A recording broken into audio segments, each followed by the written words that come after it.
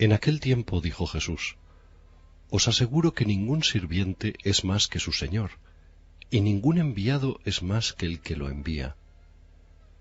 Dichosos vosotros si entendéis estas cosas y las ponéis en práctica. No me estoy refiriendo a todos vosotros. Yo sé a quienes he escogido.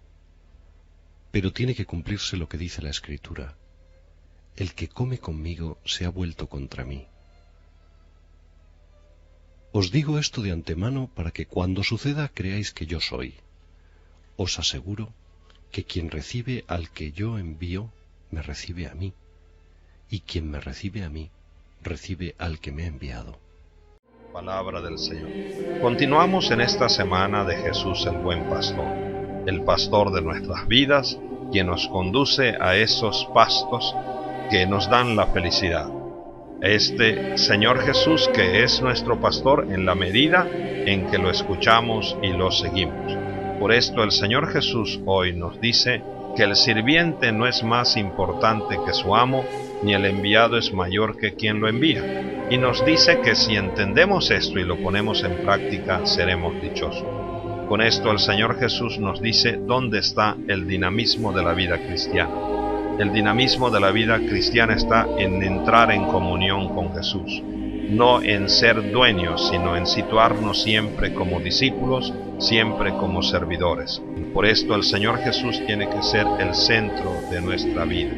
Mis queridos hermanos, yo les aseguro, nos dijo eso Jesús. Entonces, entender esto y vivirlo es lo que nos hace felices. El que entendamos que nuestra grandeza está no en ser más que Jesús, ni vivir nuestra vida cristiana a nuestra manera, sino en ser como Jesús. Nuestra grandeza está en que nos identifiquemos cada día más con Jesús, que seamos como Él. Y por esto Él fue el servidor de todos. Mis queridos hermanos, esta realidad de ser siervo, de ser enviado, no es fácil y exige de nosotros una lucha permanente con uno mismo.